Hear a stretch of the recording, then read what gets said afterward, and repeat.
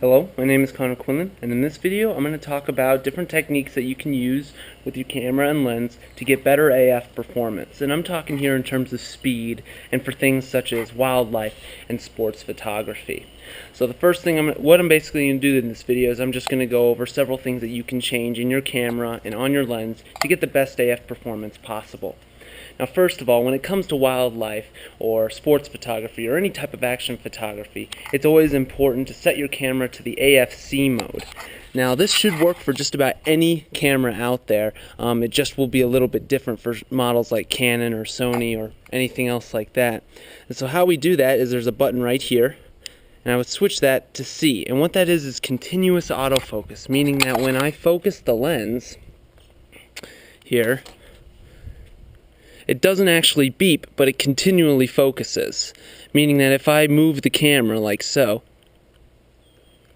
you can see up here that it's continuously focusing as long as I have the shutter halfway pulled down.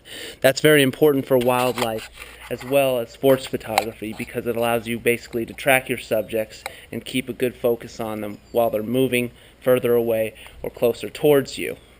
Now we're going to kind of move on to things that will make the AF a little bit more speedy. Now, when it comes to wildlife and sports photography, you don't necessarily want to use the wildest AF mode possible. For me, I choose to use dynamic range AF, which is here, and that is one of the speediest modes. Of course, the single point AF is the quickest of all, but for wildlife and sports, where you need to, where you can sometimes lose the subject and not always have them on a single point, you definitely want to try to use dynamic.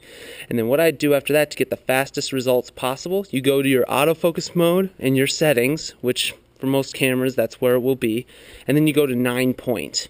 And the reason I choose 9 point instead of like 21 or 51 points is that the 9.1 is the quickest and most accurate way to get the picture right off the bat.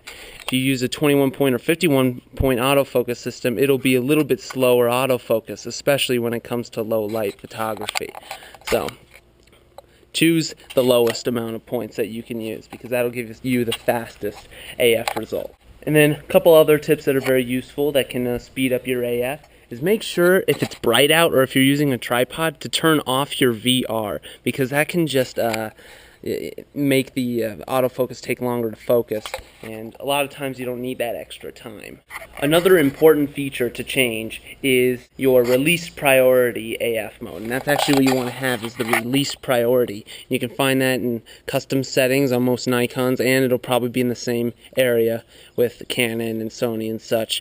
And what you go to is AFC, which is what we have selected at the front, and then we pick the release mode, and you don't want it to have focus or release and focus. And the reason for that is because it actually puts priority over actually taking the picture rather than focusing. And in many situations it's better to actually get a picture than for the camera to not take a picture at all. Another point that's very interesting to consider, and that if you want the absolute quickest AF possible, is to use the centermost autofocus point. It's on most cameras it's usually the best point, the quickest and most accurate point. It is a little bit difficult just to use the center AF point because you're not allowed to move it around in the move around the focus point and compose the way you would want to. So it takes a little bit of practice to be able to do that, but it is possible.